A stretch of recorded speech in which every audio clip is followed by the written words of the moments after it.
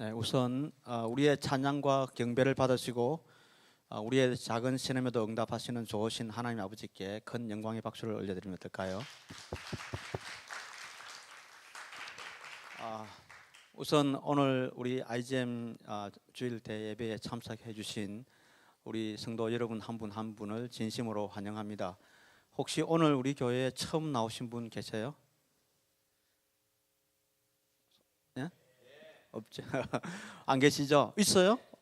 예, 환영합니다. 네, 반갑습니다. 예, 참 잘 오셨습니다. 제가 여기 좀 이렇게 어두워서 잘 안 보이기는 한데, 제가 아까 처음 시작할 때 말씀드린 대로 저는 이 교회의 목사가 아니고 저는 그룹 K8을 섬기고 있는 한정희 집사라고 합니다.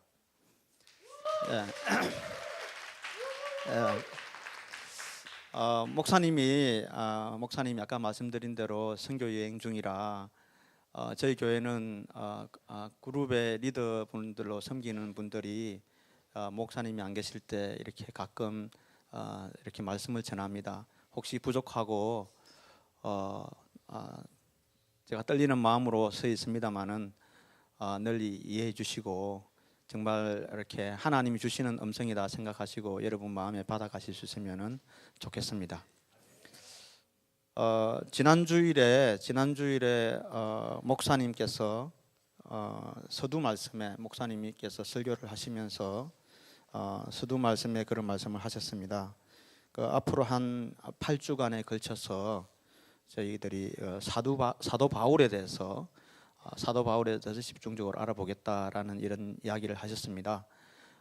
저희 목사님이 처음에 창세기부터 시작해서 이스라엘 역사를 쭉 이렇게 설교를 하시고 그 다음에 이제 출애굽부터 시작해서 이렇게 나오면서 정말 그런 선지자를 통해서 하시는 말씀과 또 이 땅에 오신 예수님이 어떤 일들을 하시고 우리에게 어떤 말씀을 주고 가셨는지 이런 내용을 가지고 설교를 쭉 해오셨습니다. 그래서 지난주부터 사도 바울 정말 우리 신약 성경에서 빼놓을 수 없는 인물이죠. 12권의 신약 성경을 저술하시고 정말 기독교의 모든 근간이 되는 뼈대가 되는 많은 말씀을 성경을 통해서 남기셨는데 그 사도 바울의 생애를 돌아보면서 우리가 믿는 신앙인으로서 우리가 무엇을 배우고 또 어떻게 살아가야 될지 이렇게 본받을 수 있는 귀한 시간들이 되기를 원하면서 사도 바울에 대한 설교를 시작하셨습니다.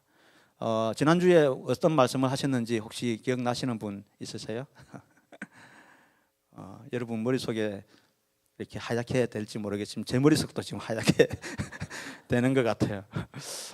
목사님이 여러 가지 말씀을 하셨는데 사도 바울이 되기 전에 사울이라는 이름을 가지고 있었다고 그랬습니다. 사울은 베냐민 지파의 유다의 첫 왕이죠. 베냐민 지파 소속의 이스라엘의 첫 번째 왕이었는데 하나님이 세우신 첫 번째 왕이었는데 그 베냐민 지파에 속한 첫 번째 왕 사울 왕의 이름을 따서 자기 그 정통 유대인의 가정에 태어난 사울을 이름을 사울이라고 지었고 그가 정말 유대인 중에 유대인이요 베냐민 지파에서 태어나면서 8살 때 8일째 되는 날에 할례를 받고 또 정말 그 가말리엘 문화생이 되어 가지고 정말 가장 최고의 그 교육을 받고 또 정말 바리새인 중에 바리새인이라고 그랬습니다. 자기가 그만큼 율법에 구약의 모든 율법에 통달한 무적 이렇게 아주 장래가 촉망되고 정말 지식적으로나 모든 면에서 그 누구에게도 정말 이렇게 뒤지지 않을 정도의 인간적으로 보면은 빠질 것이 조금도 없는 그런 훌륭한 사람이었습니다. 그런데 그는 기독교를 모르고 예수님을 몰랐기 때문에 예수님을 핍박하기 위해서 다메섹으로 가다가 다메섹 도상에서 예수님을 만나게 됩니다. 사울아 사울아 네가 어찌하여 나를 핍박하느냐 이런 목소리를 음성을 듣게 되죠. 그때 사울이 너무나 놀라서 주여 누시니까, 주여 니시니까 이렇게 물으니까 예수님께서 나는 네가 핍박하는 예수다라는 말씀을 하게 됩니다. 그렇게 해서 사울이 이제 그 예수님을 만나고 그 예수님을 만난 다음에 이 사울은 엄청난 변화를 겪게 되죠. 그 정통적인 율법주의자에서 이렇게 벗어나서 정말 그 하나님의 복음, 예수님의 복음을 위해서 자기 일생을 바치는 위대한 크리스찬이 됩니다. 그래서 예수님을 만나고 나서 3년 반 동안 광야에서 생활을 하고 그 이후에 이제 그 안디옥에서 처음 선교사로 파송을 받게 되죠. 안디옥 교회에서 우리 성경에 나오는 최초의 선교사입니다. 선교사로 파송을 받아서 1차, 2차, 3차에 걸쳐서 마게도니아 지역, 터키 지방이죠. 마게도니아, 소아시아 그리고 그 유럽입니다. 유럽 쪽으로 복음을 전하게 됩니다. 복음을 전해서 1차, 2차, 3차의 선교 여행을 하고 그리고 이제 그 선교 여행이 끝나고 3차 선교 여행이 돌아와서 예루살렘을 돌아온 후에 예루살렘에서 다시 포로가 되어 가지고 로마로 가서 로마에서 복음을 전하고 사실은 이제 사도 바울 때문에 로마가 뒤집어지는 역사가 일어나게 되죠. 그래서 결국은 로마가 기독교를 국교로 인정하고 정말 이렇게 엄청난 일이 벌어지는 그런 역사를 경험합니다. 오늘 저희가 목사님이 오늘 말씀을 주신 것은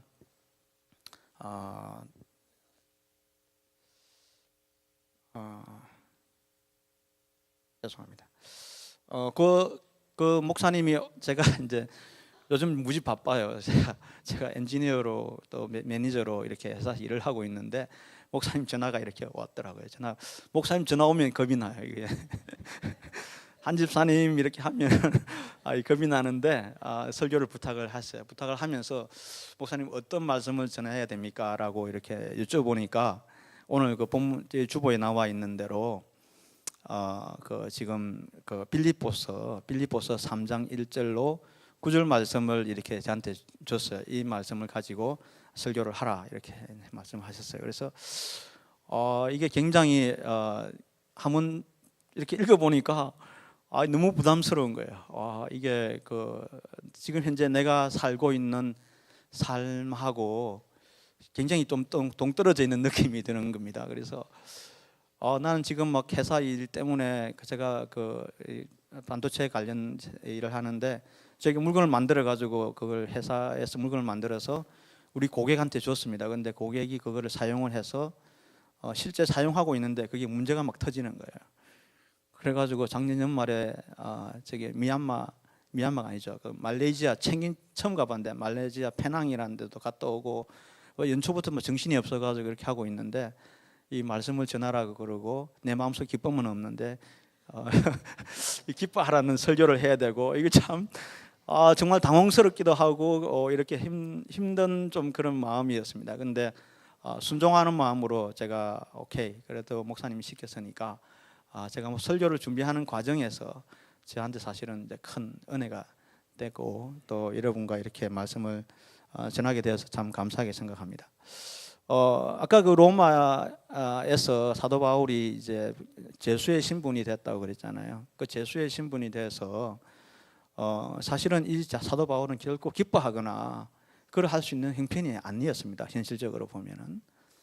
그런데도 정말 이렇게 편지를 쓰는데 이 이제 빌립보서를 조금 이야기를 하고 싶습니다. 빌립보서는 사도 바울이 2차 선교 여행입니다. 사도행전 16장에 보면 나오는데 2차 선교 여행을 이렇게 이제 가다가 그 본인은 소아시아 쪽으로 터키 지방 쪽으로 선교를 하고 싶은데 그쪽은 계속 길이 막히고 안 되는 거예요. 그럴 때 그 이제 드로아라는 지역까지 내려왔는데 거기서 밤에 이제 환상을 보게 됩니다. 그래서 뭐냐면은 그 손짓을 하면서 건너와서 우리 쪽에도 복음을 전해달라고 이렇게 이제 그 성령의 강한 그 음성을 듣고 이 사도 바울이 결국은 어디로 가느냐 하면은 이 빌립보라는 데를 갑니다. 빌립보라는 데를 가가지고 이제 거기 갔는데 아무도 모르는 거예요. 전혀 알 수 없는 지역에 그냥 성령에 이끌려서 빌립보로 가서 거기서 누굴 만나느냐 하면은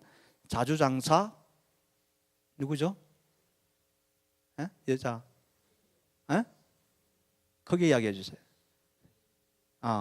리디아라는 자주장사, 옷감 파는 여자를 만나게 됩니다. 그래서 그 여자한테 복음을 전하고 이렇게 이제 처음 거기는 교회, 그러니까 예루살렘, 보통 이스라엘 사람들은 자기들이 이렇게 흩어지면은 자기들이 회당을 짓는데 거기는 회당도 없었어요. 그래서 복음을 전할 때도 없고 하니까 강가에 나가서 빨래하는 여자를 보고 복음을 전한 겁니다. 그래서 그 첫 번째 리디아라는 그 자주장사 리디아가 빌립보 교회의 첫 번째 성도가 됩니다. 그렇게 하다가 그 와중에 그 점치는 여자를 하나 이렇게 사도 바울이 예수의 이름으로 썩 물러가라. 그래서 귀신을 쫓아내버립니다. 귀신을 쫓아내버리니까 점치는 여자가 이 점을 칠 수가 없잖아요. 장사가 안 되는 거야. 이거 뭐 우상을 팔아야 되는데. 그래서 이제 이 감옥에 갇힙니다. 사도 바울이 같이 갔던 동역자가 실라죠. 바울과 실라가 감옥에 갇히는 신세가 되는데 그 감옥에 갇혀가지고 정말 참 신태는 한탄해도 뭐할 텐데 그 안에서 하나님을 찬양하고 예배를 드리게 됩니다. 그때 정말 하나님이 놀라운 역사가 일어나는데 그 지진이 일어나며 옥문이 열리고 완전히 죄수들이 도망가는 그런 사태가 벌어지게 되죠. 이제 그거를 지켜보고 있던 그 간수가 너무 놀래가지고 도대체 당신은 뭘 먹었길래 지금 이런 상황에서 여기서 찬양을 하고 있으며 도대체 나는 어떻게 해야 되냐? 나는 도대체 나를 어찌할꼬? 이 사람 다 도망가고 난 죽어야 자살을 해야 되나 어떻게 해야 되나? 막 이렇게 하고 있을 때 형제여 두려워하지 말라. 그러면서 귀한 말씀을 하시죠. 주 예수를 믿어라. 그리하면 너와 내 집이 구원을 얻으리라. 예, 사도행전 16장 31절 말씀이에요. 그래서 그 말씀을 듣고 이분과 이 간수와 그 온 가족들이 회개하고 세례를 받고 기독교인이 됩니다. 아마 제 생각에는 그 사람들이 그 뿌리가 되어서 만들어진 교회가 빌립보 교회가 아닌가라고 생각을 합니다. 그래서 이 빌립보 교회가 이렇게 세워진 다음에 사도 바울이 그 위에 3차 선교 여행도 가고 이렇게 했는데 로마에 이제 같이 몸이 되어서 로마에 같이 몸이 되었을 때는 빌립보 교회가 세워진 지 오래됐을 시간 지났을 때입니다. 그런데 이제 로마에 같이 있어서 자기가 선교를 갈 수도 없고 하니까 거기서 편지를 써 보내게 됩니다. 그래서 옥중 서신이라 해서 골로새서, 빌레몬서, 에베소서, 지금 오늘 말씀하시는 빌립보서 이 4개의 서신을 써서 편지를 써서 자기가 흩어져 있는 선교했던 선교지에 있는 교회들에게 편지를 보내게 되는 것인데 그 편지가 옥중서신 그 4가지 지금 말씀하신 그 옥중서신이고 그 중에 하나가 오늘 빌립보서입니다. 그래서 그 빌립보서를 이제 있는 성도들한테 자기의 마음을 담아서 보낸 편지가 오늘 본문 말씀입니다. 자, 그러면은 우리 오늘 서론이 굉장히 길었는데요. 우리 본문 저기 한번 띄워주시겠습니까? 예, 빌립보서 3장 1절로 9절 말씀을 어디 있습니까? 예, 우리 저기 태관 형제님이 읽어주실 때 여러분 눈으로 같이 한번 읽도록 하겠습니다.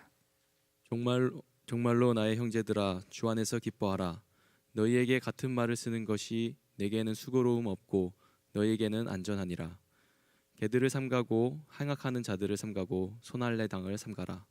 하나님의 성령으로 봉사하며 그리스도 예수로 자랑하고 육체를 신뢰하지 아니하는 우리가 곧 할례당이라. 그러나 나도 육체를 신뢰할 만하니 만일 누구든지 다른 이가 육체를 신뢰할 것이 있는 줄로 생각하면 나는 더욱 그러하니리.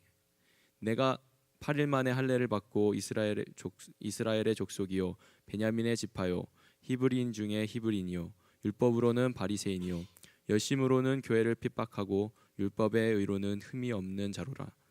그러나 무엇이든지 내게 유익하던 것을 내가 그리스도를 위하여 다 해로 여길 뿐더러 또한 모든 것을 해로 여김은 내 주 그리스도 예수를 아는 지식이 가장 고상함을 인함이라.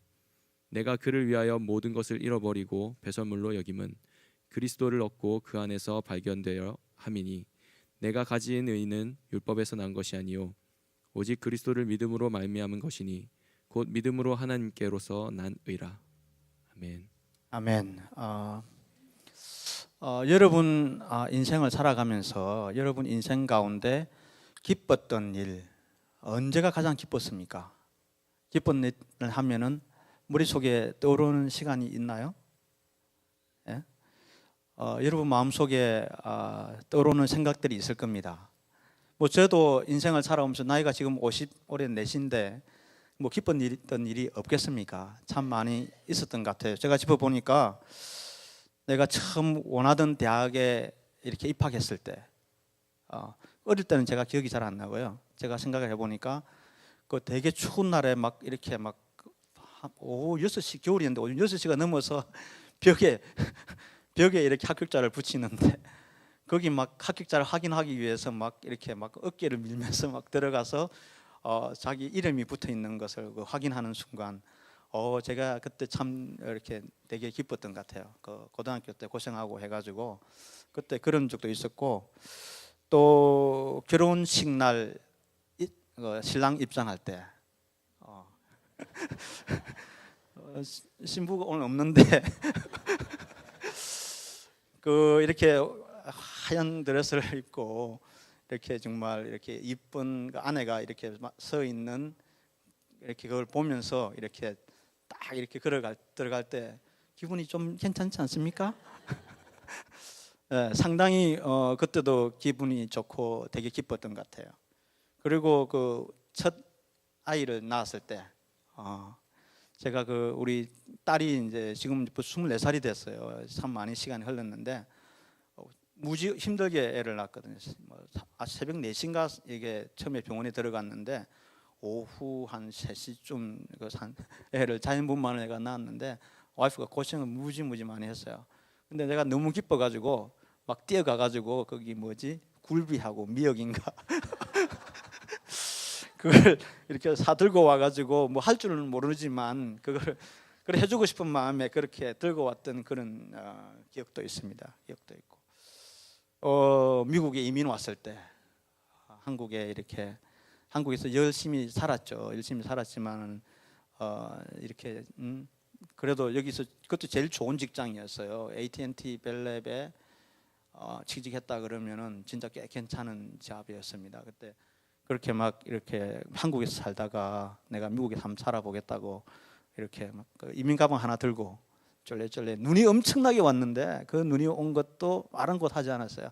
그 설레이는 마음에 새로운 삶을 시작한다는 그 설레이는 마음에 그런 때도 있었고 뭐 그 중에 더 가장 좋은 것을 들으라 그러면은 저는 성령 받았을 때 여러분 기억하실지 모르지만 인카운터 해서 주말 수양회 때 하나님의 성령이 나에게 임하고 나의 죄를 회개할 때 정말 눈물 콧물 막 비오듯이 쏟아지고 막 이렇게 목사님 말씀하듯이 콧물이 막 바닥을 막 이렇게 막 이렇게 카페 바닥을 막 썰면서 그렇게 통회 자복하고 하나님 앞에 은혜를 구할 때 하나님 나는 방언이 뭔지도 모르는데 방언을 주시고 이렇게 그 은혜를 받아서 그 은혜를 받고 나서 너무 열심히 기도한 나머지 제가 그때 뒤로 발라당 나자빠졌어요. 그냥 그 바닥이 장판 바닥이었어요. 밑에는 콘크리트고 장판 바닥인데 그렇게 누워 있는데 그게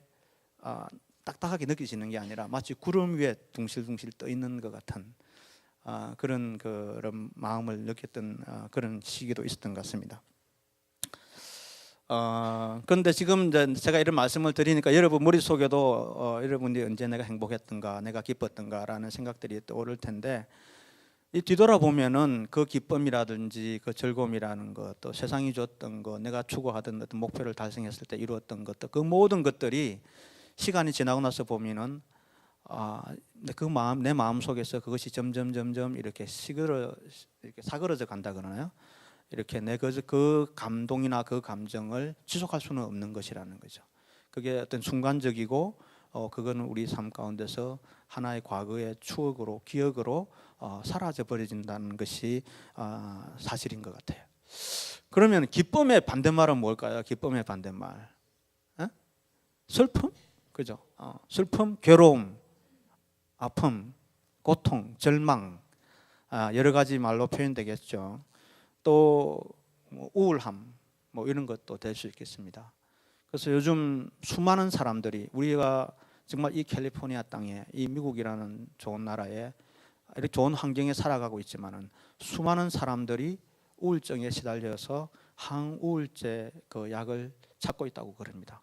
그 항우울제 지금 약이 약품 중에서 제일 많이 팔리는 약 중에 하나라고 합니다.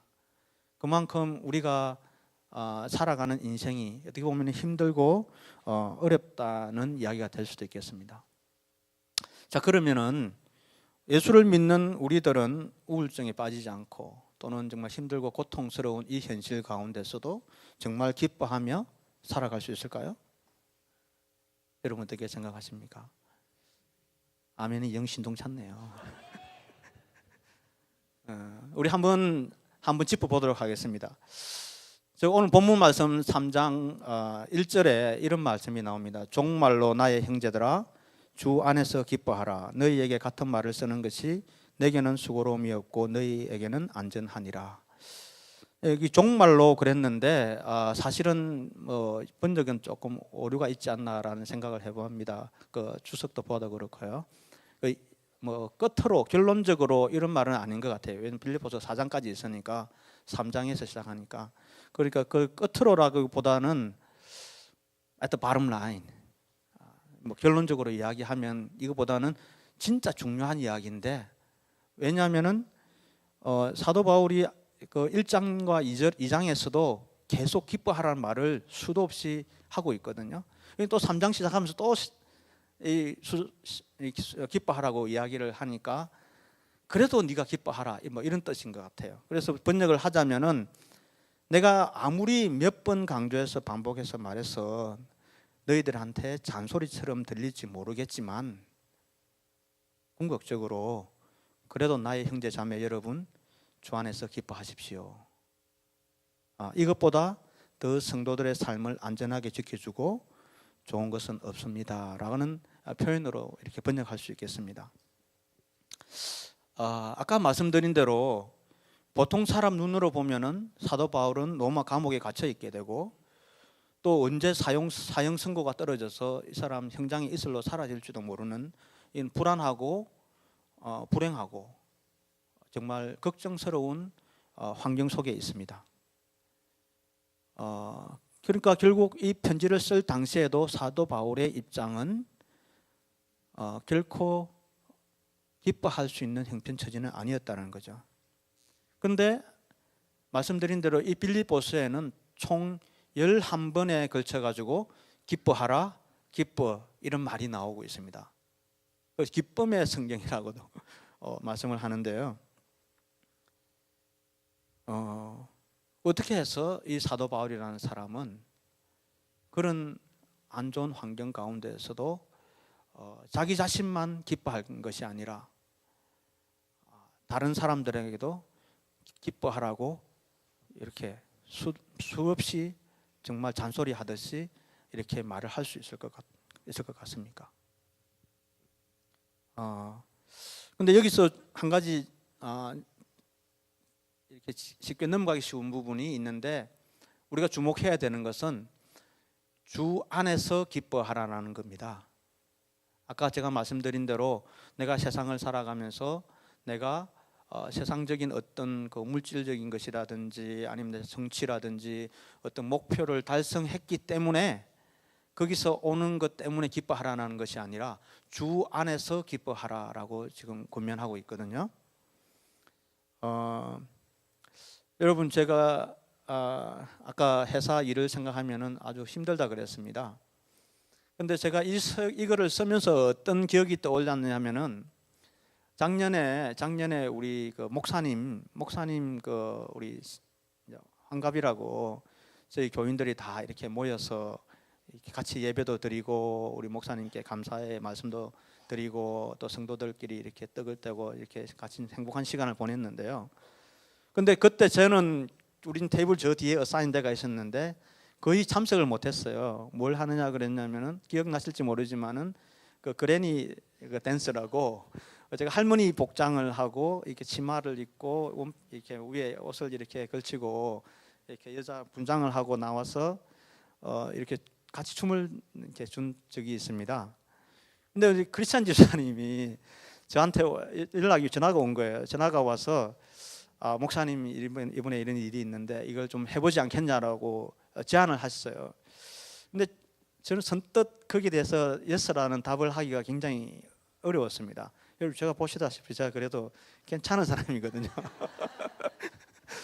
그 체면도 있고 아니 좀 무게도 좀 잡아야지 무슨 그레니 댄스를 추냐고 그런 마음이 들어왔는데 그래도 곰곰이 생각을 해보니까 제가 2003년 그때 하나님을 만날 때 만약에 그때 목사님이 나를 도와주지 않았더라면은 내가 그 자리에 있지 않았더라면은 과연 오늘 내가 있을까라는 생각도 들었고 정말 이게 뭐 내가 술 먹고 옛날에 많이 한 거예요. 여기 넥타이 여기 이렇게 풀어가지고 이렇게 묶어가지고 이렇게 노래도 부르고 많이 했는데 그 왜 내가 뭐 못할 게 뭐 있나라는 생각이 드는 거예요. 그래서 이제 그 했거든요. 근데 제가 참 기쁘게 했어요. 너무 기쁘게 그걸 하면서도 내가 그게 부끄럽다든지 뭐 쪽팔린다든지 이런 생각을 한 게 아니라 정말 제가 춤을 잘 춰서가 아니고 그렇지만은 하나님 앞에 우리 목사님 앞에 정말 그 재롱 떨듯이 정말 이렇게 했는데 제 마음이 참 그때 기뻤던 것 같아요. 다른 행사들 다 보지도 못했지만은 나중에 조이 집사님하고 여기서 올라와서 여자 집사님들 하는 이런 거 제가 재밌게 봤는데 그런 것 같아요. 중요한 거는 사람이 그 무슨 생각을 가지고 내가 인생을 살아가느냐에 따라서 그 기쁨이 배가 될 수도 있고 아무리 기쁜 일이 있어도 그것이 정말 나에게 힘들고 고통스럽고 아픔을 가져다 줄 수도 있다는 그런 생각이 들었습니다. 그래서 정말 하나님 안에서 예수 그리스도 안에서 우리가 예수님께서 나를 위해서 십자가에 죽으시고 또 그 예수님이 나를 위해서 부활하셔서 정말 영원한 생명을 나에게 주신다. 또 정말 내 구원의 기쁨, 죄사함의 기쁨, 천국 소망의 기쁨이 뼛속까지 그게 밀려 들어오니까 그게 너무나 기뻐서 그 정말 하나님이 자기에게 준 그 정말 그 구원에 대한 복음이겠죠. 결국은 그게 너무나 기쁜 나머지 이 사도 바울은 그렇게 힘들고 어려운 상황에서도 자신의 사랑하는 동력자요 또 자신을 정말 아끼고 사랑하는 그 빌립보의 성도들에게 이렇게 기뻐하라는 말을 할 수 있지 않았나라는 생각을 해보게 됩니다.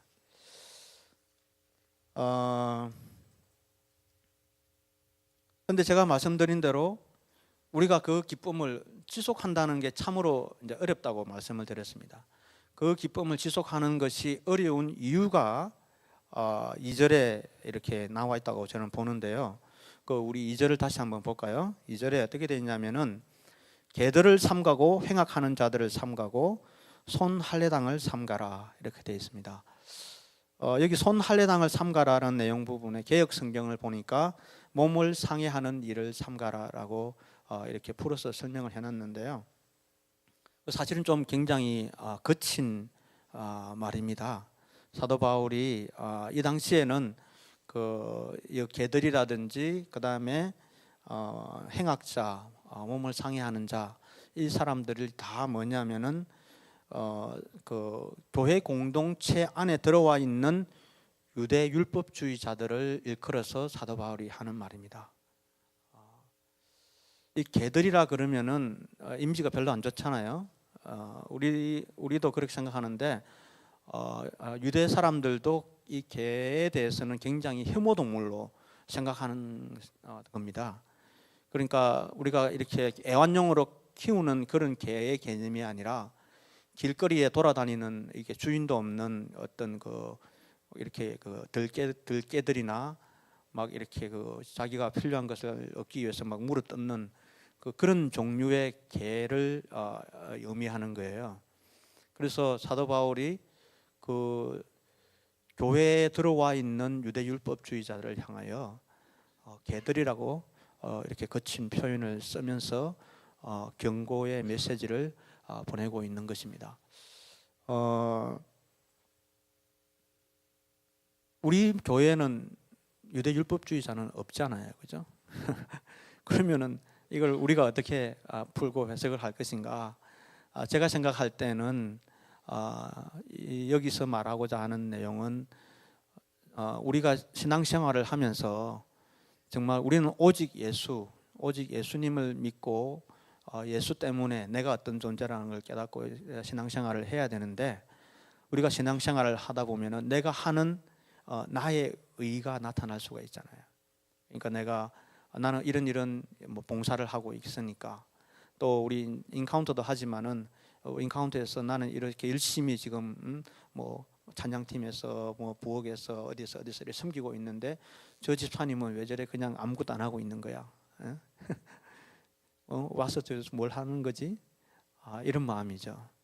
그러니까 내가 나의 의가, 아니면 나는 어떤 행위를 하고 있으니까 나는 신앙인으로서 이렇게 내가 잘 하고 있는데 다른 사람은 어떻다고 자꾸 이렇게 눈에 이렇게 뭐를 이렇게 심지를 이렇게 돋우고 이렇게 째려보는 이런 마음을 우리가 여기 지금 개들이나 행악자나 자기가 몸을 상해하는 자의 범주에 들지 않을까라고 생각을 합니다. 그러면은 구원받은 또 하나님이 기뻐하는 성도의 모습은 어떨까요? 그게 지금 3절에 나와 있는데요. 3절에 보시면은 하나님의 성령으로 봉사하며 그리스도 예수로 자랑하고 육체를 신뢰하지 아니하는 우리가 할례당이라. 우리가 하나님이 기뻐하는, 또 우리가 참된 신앙인이라면은 마땅히 성령으로 봉사한다.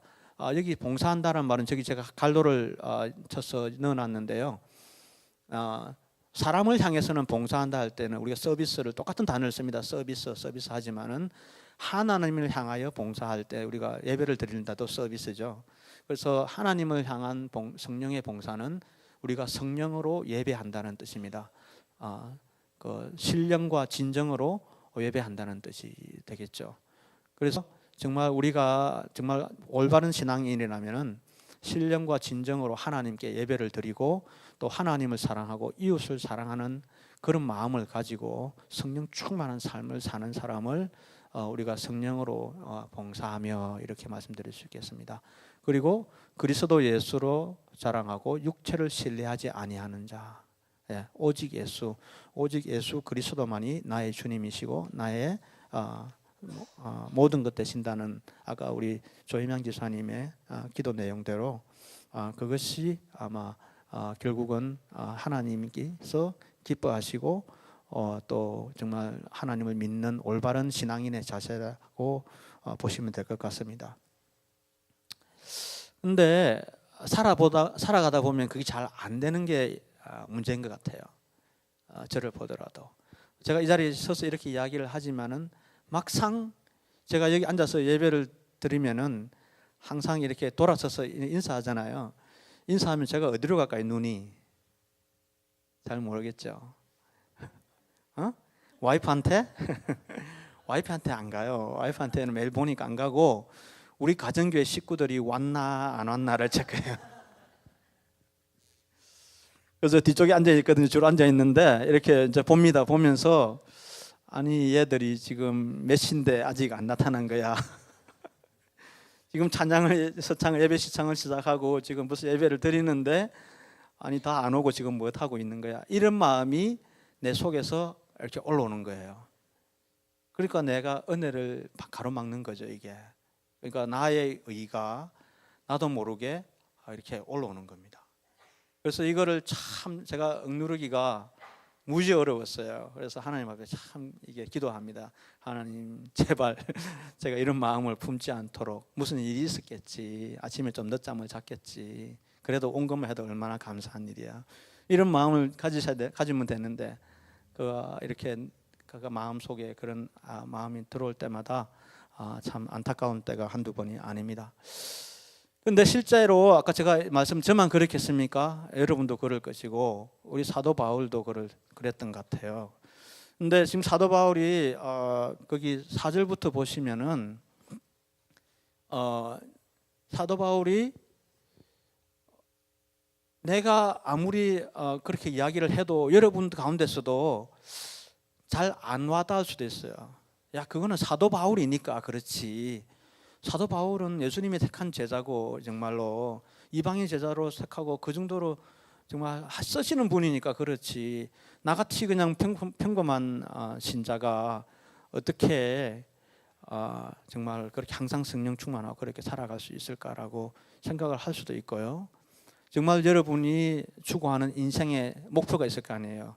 그게 돈인 사람이 있고, 그게 자식인 사람이 있고, 그죠? 그게 자신의 커리어가 된 사람도 있고, 여러 가지 자기가 추구하는 그 인생의 목표를 향해서 달려가기 바쁜데 언제 내가 하나님을 생각하며 그렇게 할 수 있겠냐라고 마음속에 생각을 하시는 분이 있을지도 모르겠어요.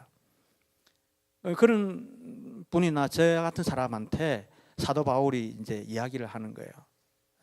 3장 4절로 7절까지 한번 같이 한번 읽어볼까요? 시작. 그러나 나도 육체를 신뢰할 만하니 만일 누구든지 다른 이가 육체를 신뢰할 것이 있는 줄로 생각하면 나는 더욱 그러하니니 내가 8일 만에 할례를 받고 이스라엘의 족속이요 베냐민 지파요 히브리인 중에 히브리인이요 율법으로는 바리새인이요 열심으로는 교회를 핍박하고 율법의 의로는 흠이 없는 자로다. 여기까지만 읽어볼게요. 그러니까 사도 바울이 봤을 때 그 지난주에도 목사님 말씀했고 제가 앞서도에 말씀드렸듯이 세상적으로 보면은 자기가 부러울 것이 아무것도 없는 정말로 누가 봐도 이게 그 스펙이 퍼펙트한 거죠. 이력서를 딱 이렇게 펴보면은 와, 그럴 때가 있습니다. 제가 그 직원을 뽑으려고 이렇게 이력서를 딱 보면은 이 턱이 툭 떨어지는 사람들이 있어요. 그 사람의 학력이라든지 경력이라든지 GPA 올 A야, 올 A. 4년 동안 4년 동안 올 A를 받은 사람들이 있습니다. 그런 사람들이 이력서를 냅니다. 그런 걸 보면은 와 하는 마음이 생겨요.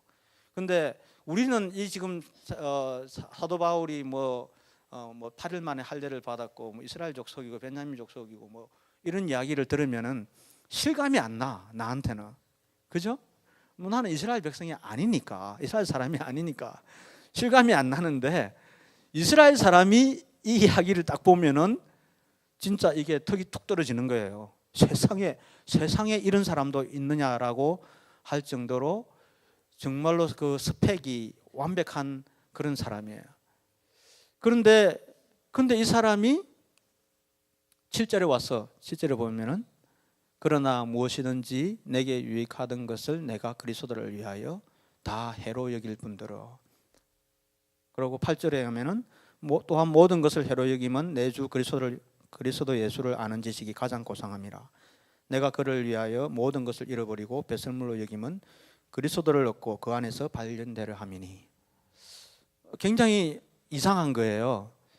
정말로 세상에서 부러울 것이 없고 출세가 보장되었고 바리새인 중에 바리새인, 나중에 정말 대제사장도 해볼 수 있는 충분한 능력과 모든 것을 자격과 가문과 학벌과 모든 것을 다 갖춘 사람인데 이 사람이 그거를 다 배설물로 버린다는 거예요. 그렇죠? 여러분 어떻습니까? 여러분 그렇게 할 수 있을 것 같아요? 아무도 없네.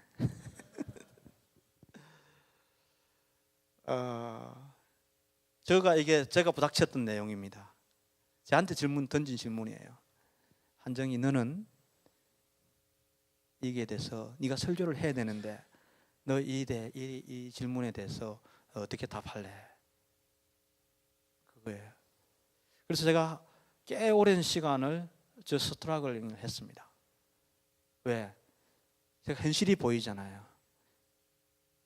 처자식도 먹여 살려야 되고 너무 현실적으로 내가 나를 바라보는데 어떻게 해서 사도 바울은 자기의 이 모든 것들을 다 배설물로 버렸을까? 하나님이 왜 나에게 이 설교를 시키나 이런 생각을 했습니다.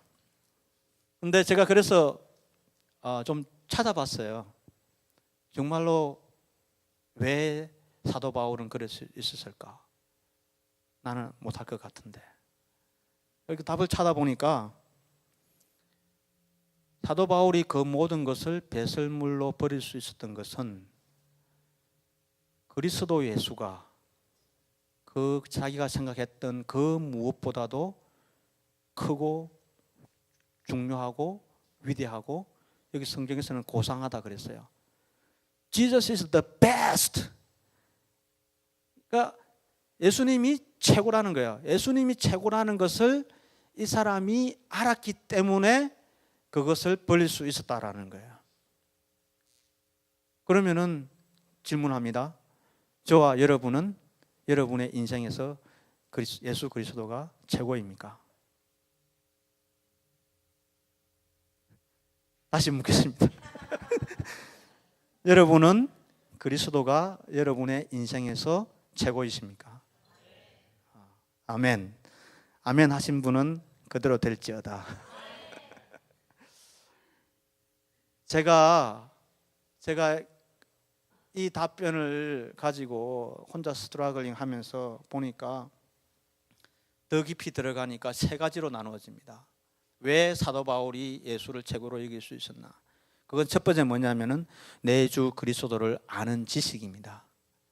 자기가 예수 그리스도를 안다는 거예요. 그 다음에 두 번째는 뭐냐면은 자기가 예수를 얻었다는, 그리스도를 얻었다는 거예요. 두 번째가 그리스도를 얻었고, 세 번째는 뭔가 하면은 그리스도 안에서 발견되려 한다고 그랬습니다. 다시 그리스도를 알고 그리스도를 얻고 그리스도를 발견하였기 때문에 내가 이 모든 것을 배설물로 버렸다라고 이야기하고 있습니다. 그럼 그리스도를 안다는 것은 무엇입니까? 이게 8절에 다시 보면은 또한 모든 것을 해로 여기면 내 주 그리스도 예수를 아는 지식이 가장 고상하기 때문이라. 예수 그리스도를 아는 지식이라는 것이 말 그대로 우리가 안다고 그랬을 때는 지식적으로 알 수가 있습니다. 내가 누구한테 들어서 알 수도 있고요. 내가 정말 성경책을 읽어서 알 수도 있고요. 그러니까 지식적으로 예수를 안다는 거예요. 그렇지만은 여기서 안다는 것은 지식적으로 안다는 이야기가 아니라 경험적으로 안다는 거예요. 즉 무슨 말이냐면은 나는 예수 그리스도를 만났다. 나는 만난 경험이 있다. 그분이 정말 어떤 분인가를 나는 경험적으로 안다라는 거예요. 이게 굉장히 중요한 부분입니다. 여러분은 예수를 아십니까? 다시, 여러분은 예수를 아십니까? 예. 여러분들 다 인카운트를 통해서, 또레스디아스를 통해서 정말 혼자 골방에서 앉아서 기도할 때 여러분은 하나님을 만난 경험들이 있을 겁니다. 그 경험이 있기 때문에 나는 예수를 안다라고 말할 수 있는 거죠. 그죠? 근데 이 예수님이 그냥 내가 만난 거로 끝난 게 아니라 이 예수님이 나를 위해서 십자가에 죽으시고 나의 죄를 사하기 위해서 십자가에 죽으시고 나 같은 쓰레기 같은 밖에 만드는 인간을 살리기 위해서 대신 죄가 되셨다라는 것을 내가 경험으로 안다는 거죠. 정말로 내가 십자가에 달려 죽어야 되는 그 고통을 내가 당해야 되는데 그 고통을 내 대신 당해 주셨다라는 것을 아는 사람, 그 사람은 예수님을 사랑할 수밖에 없다라는 겁니다. 여러분, 우리 예수님을 사랑한다고 고백하지 않습니까? 그 고백이 입술의 고백이십니까? 여러분 마음속에서 우러나는 고백이십니까? 만약에 내 입술의 고백이시라면은 여러분 회개하시고 정말 내 마음속으로 예수님을 사랑한다고 고백할 수 있는 여러분 한 분 한 분이 되시기를 바랍니다. 빌립보서 2장 5절로 11절에 같이 한번 읽어볼게요. 이런 말씀이 나와 있습니다. 빌립보서 2장 5절로 11절 시작. 너희 안에 이 마음을 품으라. 곧 그리스도 예수의 마음이니 그는 근본 하나님의 본체시나 하나님과 동등됨을 취할 것으로 여기지 아니하시고 오히려 자기를 비워 종의 형체를 가져 사람들과 같이 되었고 사람의 모양으로 나타나셨음에 자기를 낮추시고 죽기까지 복종하셨으니 곧 십자가에 죽으심이라. 이러므로 하나님이 그를 지극히 높여 모든 이름 위에 뛰어난 이름을 주사 하늘에 있는 자들과 땅에 있는 자들과 땅 아래에 있는 자들로 모든 무릎을 예수의 이름에 꿇게 하시고 모든 입으로 예수 그리스도를 주라 시인하여 하나님 아버지께 영광을 돌리게 하시느니라. 아멘. 아멘.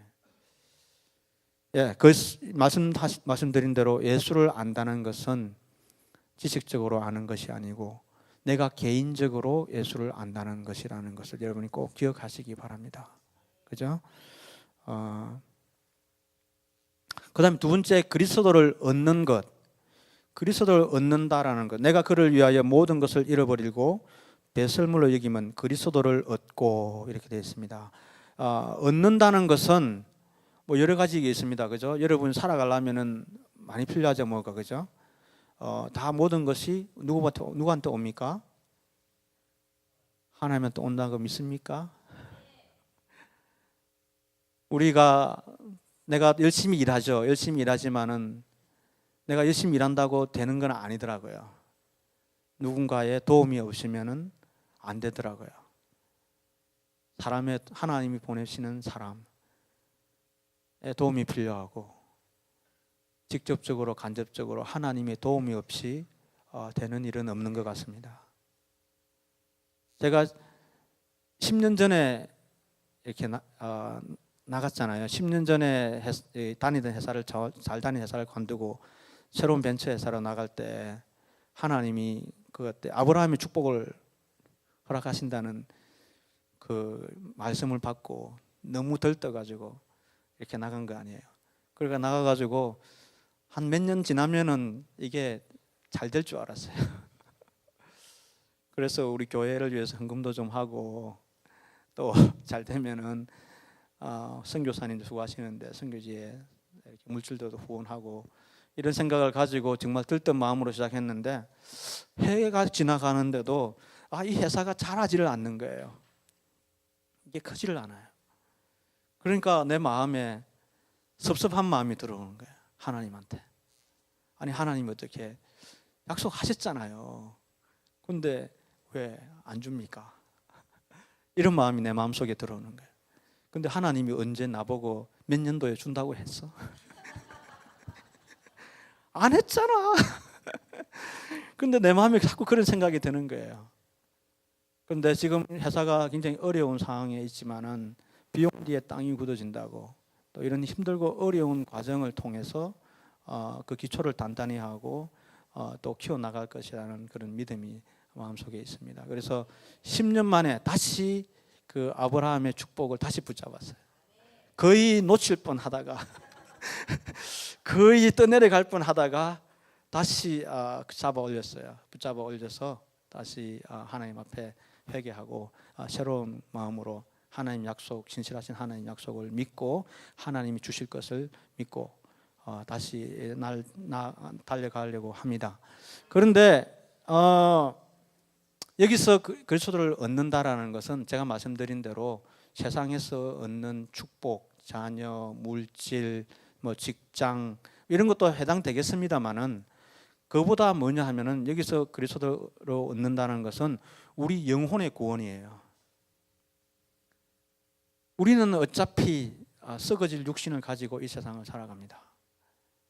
언젠가는 내 이 몸이 바닥에 싸늘한 땅 흙바닥에 누일 때가 온다는 거예요. 그거를 기억하는 사람은 그런데 그것이 끝이 아니다는 거잖아요. 그죠?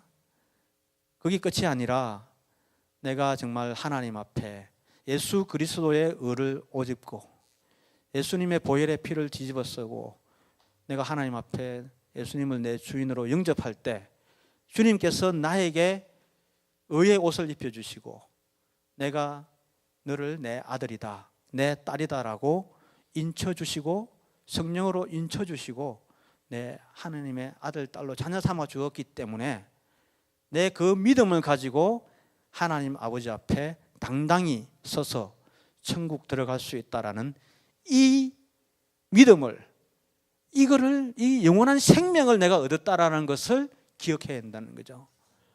이게 곧 사도 바울이 말하는 내가 예수 안에서 그리스도 안에서 얻는 것이라는 겁니다.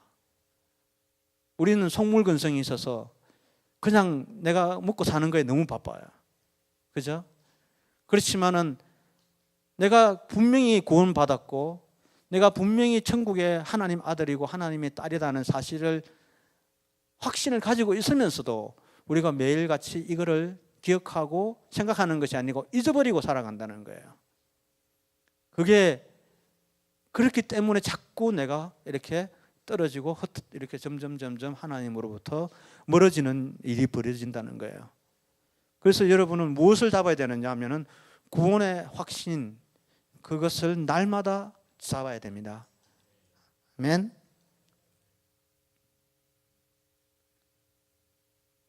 세 번째, 그리스도 안에서 발견되는 것이다 그랬는데요. 그 안에서 발견되려 함이니 내가 가진 의는 율법에서 난 것이 아니요 오직 그리스도를 믿음으로 말미암은 것이니 곧 믿음으로 하나님께로부터 난 의라 그랬습니다. 사도 바울은 율법을 행함으로써 의에 이르러 했죠. 처음에는, 그죠? 그렇지만은 결국 예수를 만나고 사도 바울이 깨닫게 된 것은 오직 믿음으로 그리스도와 연합한 상태에서 그의 모든 그 연합한 상태가 되었을 때 자기가 가지고 있던 모든 율법적 그런 성취보다도 한없이 더 좋은 그 의, 하나님의 의죠. 율법을 통해서 자기가 어떤 선행을 해서 내가 뭐 돈을 벌어서 내가 뭔가를 해서 이루고자 했던 그 의보다 예수 그리스도를 믿음으로 말미암아 하나님께서 자기에게 준 그 의를 발견한 것이 더 크다는 거예요. 그거를 사도 바울이 깨달았기 때문에 내가 그렇게 추구했던 그 율법적인 그 의를 배설물로 내가 버릴 수 있다라고 이렇게 가감하게 선포할 수 있는 것입니다. 제가 곰곰이 생각해 보니까 제가 2003년에 우리 그때 목사님이죠. 지금은 그 목사님 장로님이 너무 커 보이는 거 있잖아요. 뭐 장로님은 그때 뭐 히브리서를 막 읽더라고요. 저는 영어 성경도 이해를 못 하는데 한글로 봐도 이해도 잘 안 되고 그런데 뭐 히브리서 성경을 내 가지고 공부를 하고 혼자 계시더라니까요. 그래서 제가 아주 좀 같은 PhD잖아요. 물론 메디컬 닥터하고 엔지니어링 닥터는 좀 차이가 있지만은 그래도 비슷한 급인데 세상적으로 보면은 이게 제가 너무 이게 뭐라 그러니까 이게 수준이 형편없는 수준이에요. 그래가지고 그때 제가 은혜교회 다닐 때 그 로마서 강해라는 그 했어요. 그 조하영 목사님이라고 계시는데 그분이 하는 그 주일날 일찍 가가지고 나머지 공부를 한 거죠. 나머지 공부를 도대체 기독교가 뭐냐 해서 로마서를 공부한 적이 있는데 그 로마서를 공부하면서 제가 그때 참 은혜를 받았던 성경 구절이 두 구절이 있습니다. 한번 올려봐 주시겠어요? 로마서 1장 17절 한번 같이 읽어볼까요? 시작. 복음에는 하나님의 의가 나타나서 믿음으로 믿음에 이르게 하나니 기록된 바 오직 의인은 믿음으로 말미암아 살리라 함과 같으니라. 아멘. 저는 어떻게 하든 내가 열심히 살라고 그랬어요. 최선을 다해서 정말로 누가 뭐라 해도 사도 바울 정도는 아니었지만은 내가 정말 열심히 살아서 최선을 다해서 내가 인생을 극복하고 정말 자녀들에게나 누구에게나도 본이 되는 삶을 살겠다고 다짐을 하고 미국 와서 살았는데 뭐 그러니까 기독교가 나한테 와닿지가 않았잖아요. 그렇지만은 결국은 내가 하나님 만나고 나서 보니까 하나님은 내가 뭐 잘났어, 내가 무슨 능력이 있어서, 내가 무슨 박사 학위가 있어서 너를 자신 삼은 것이 아니라는 거예요. 오직 예수 그리스도를 믿는 믿음 때문에 오직 의인은 믿음으로 살리라. 그 믿음 때문에 나를 구원해 주셨다라는 것이 참으로 큰 은혜였고요. 그 밑에 이제 그 믿음으로 어렵다함을 입어 하나님의 자녀된 우리를 하나님의 아버지의 사랑에서 끊을 수 없다. 그 무엇도 하나님 아버지의 사랑에서 끊을 수 없다. 그 로마서 8장 38절로 39절 말씀입니다. 같이 한번 보겠습니다. 시작. 내가 확신하노니 사망이나 생명이나 천사들이나 권세자들이나 현재일이나 장래일이나 능력이나 높음이나 깊음이나 다른 아무 피조물이라도 우리를 우리 주 예수 그리스도 안에 있는 하나님의 사랑에서 끊을 수 없느니라. 아멘. 아멘. 이것을 지금 이제 믿음의 사실은 본질이죠. 지금 제가 말씀드린 대로 도대체 사도 바울이 얻은 것이 무엇일까? 그 믿음의 본질을 사도 바울이 깨달은 것입니다. 이 본질을 깨달은 사도 바울은 그 자기의 소유를 모두 팔아서 그 밭을 산 그 그 이야기가 나오죠. 마태복음인가요? 가물가물한데 그 밭을 갈다가 농부가 거기서 뭔가 보물을 발견한 거야. 그러니까 조용히 그걸 싹 덮어두고 집에 가서 자기의 모든 소유를 다 팔아서 그 밭을 산 사람과 같아라고 그렇게 이야기하지 않습니까? 그 그리스도 안에 숨어 있는 그 진주, 그 보물, 그 복음의 진리를 깨달은 사람은 자기가 가지고 있는, 또 자기가 매달려 있는, 자기가 그냥 그걸 어떻게 하든지 막 거기서 헤어나지 못하는, 정말 그게 애딕션이 될 수도 있고요. 그게 정말 자기 자존심이 될 수도 있고요. 그게 자기의 질병이 될 수도 있고요. 무엇이든지 간에 그거를 손을 놓지 못하는 그런 삶에서 빠져나올 수 있는 길이 있는데, 그것이 바로 예수 그리스도의 복음을 아는 것이다라는 겁니다.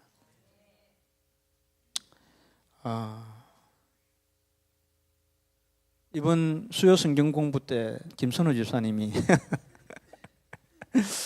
오신 분은 알겠지만 우리 김선우 집사님이 이런저런 이야기를 하고 여기서 찬양을 좀 했으면 좋겠다고 그러시면서 아주 그 흘러간 찬양 그 찬송가에 나오는 그 337 박수, 337 박수 아니지 뭐지, 부흥의 박수 부흥의 박수를 막 치면서 그 우리가 우리 교회는 그런 찬양을 안 하지 않습니까? 안 하는데 이렇게 김선우 집사님 앞에서 막 여기서 막 이렇게 막 이걸 두드리면서 앞 찬양을 내가 앞에 앉아 있었거든요. 앉아서 이렇게 찬양을 같이 부르는데 참 은혜가 됐습니다. 왜냐하면은 그게 그냥 막 이렇게 내 막 목소리로 그냥 이게 리듬에 따라서 흥이 나서 부르는 찬양이 아니라 오래된 찬양이지만은 그 예수님이 주신 그 은혜, 예수님의 그 사랑, 예수님이 주신 그 기쁨, 그거를 어떻게 하든지 한번 표현해 보고 싶은 그 절실한 그 마음이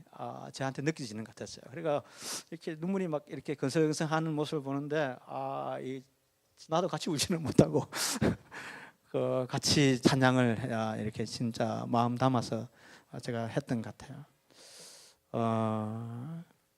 제가 우리 여러분한테 같이 한번 찬양을 하나 해보고 생각을 하나 해보고 우리 오늘 제가 설교 말씀을 마칠까 싶습니다. 저기 옛날에요, 이게 2003년 오래됐습니다. 2003년은 아니고 한 2005년 6년 한 권사님 지금 가물가물한데 우리 교회 IGM 오기 전에 권사님 60회째 회갑 이거 환갑. 요즘 환갑 아무도 안 해죠, 그죠? 안 하는데 그래도 제일 우리 연장자이시고 어르신이고 또 교회를 위해서 또 이렇게 많이 섬겨주시고 이렇게 해서 우리 교인들이 같이 이제 이렇게 축하하는 잔치를 했는데, 그때 이제 여자 집사님들이 한복을 입고 한복을 입고 이렇게 나와가지고 하나님 앞에 이렇게 기쁨의 찬양을 드렸던 거예요. 예? 조금 오래된 찬양이지만 여러분 마음을 한번 가다듬어 보세요. 여러분 정말로 내가 이렇게 세상 산다고 바쁘지만 내가 하나님 때문에 기뻐하고 하나님 때문에 찬양하고 하나님 때문에 내가 이 세상을 이길 수 있는 힘이 있다. 이렇게 한번 생각하고 우리 이 찬양 한번 해봤으면 좋겠습니다.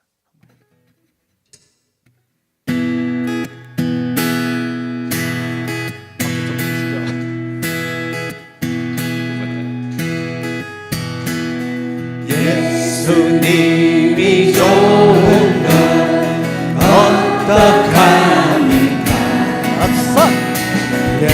예수님이 좋은 것 어떡합니까? 세상에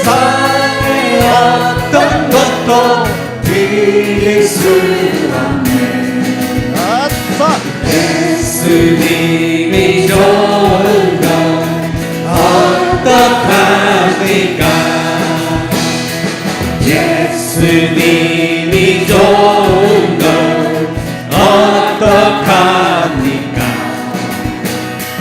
예수님이 좋은 걸 어떡합니까?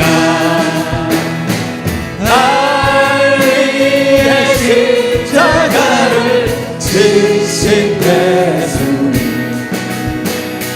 예수님이 좋은 걸 어떡합니까? 1절 한번 더 할게요. 예수님이 좋은 걸 어떡합니까? 예수님이 좋은 걸 어떡합니까?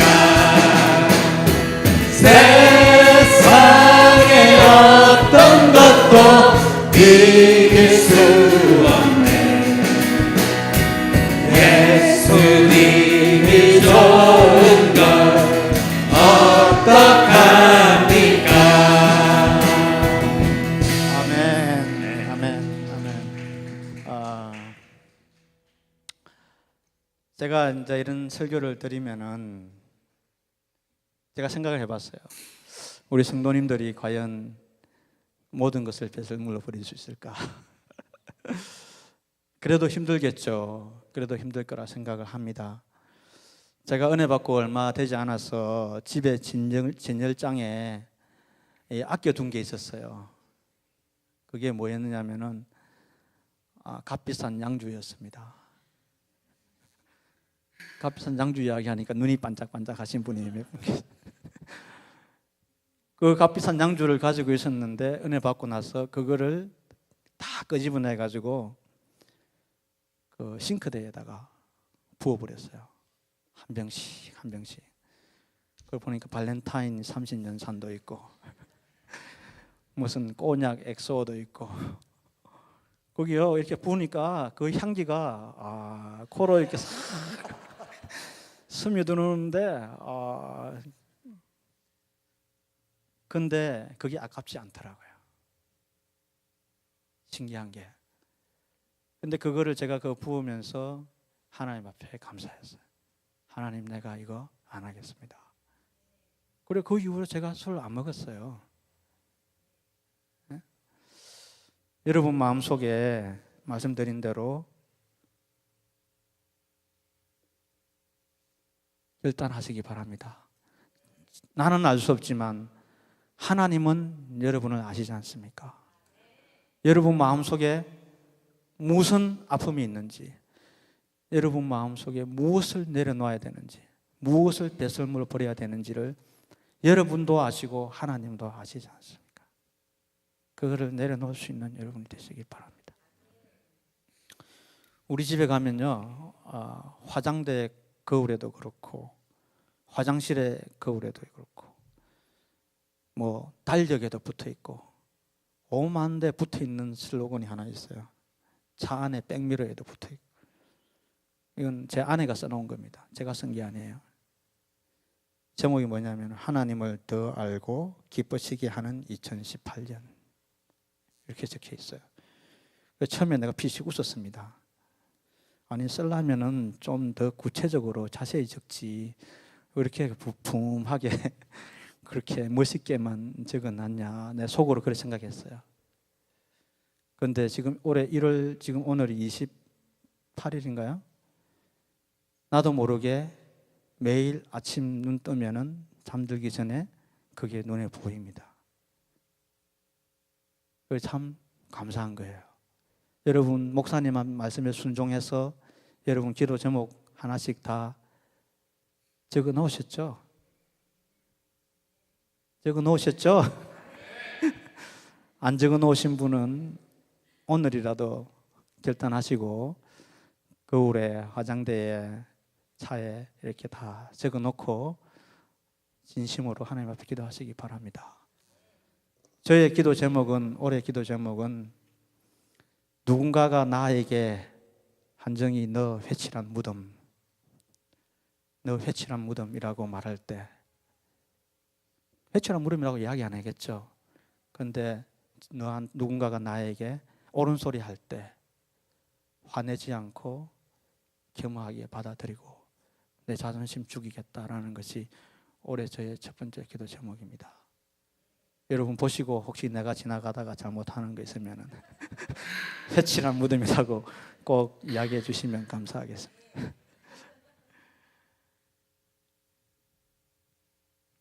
잠깐 제 설교는 이걸 마치고 기도하도록 하겠습니다. 주님 사랑합니다. 주님 너무 감사합니다. 우리의 기쁨, 우리의 만족, 우리의 소망은 오직 예수밖에 없음을 마음에 되새길 수 있는 기회를 주셔서 감사합니다.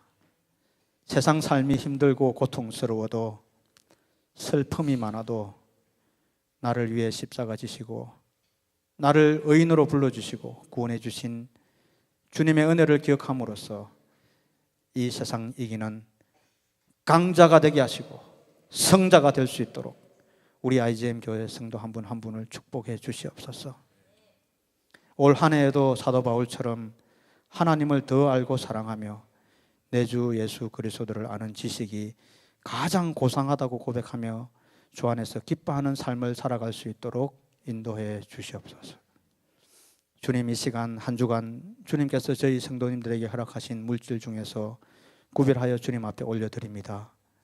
마음을 담아서 감사함으로 드리는 예물 위에 축복하시고 드리는 손길마다 그 가정과 자녀와 사업체에 복을 더하여 주시옵시고 10의 1을 구별해서 드리고 선교지를 위해서 드리는 물질 위에 넘치도록 축복하여 주시옵소서. 또 마음은 있으나 드릴 수 없는 어려운 형편처지에 있는 성도분들이 계시오면 하나님께서 드릴 수 있도록 길을 열어주시옵시고 또 이 물질이 쓰이는 곳마다 주님의 은혜와 사랑이 충만히 임할 수 있도록 인도해 주시옵소서. 감사드렸고 살아계신 예수님 이름으로 기도합나이다. 아멘.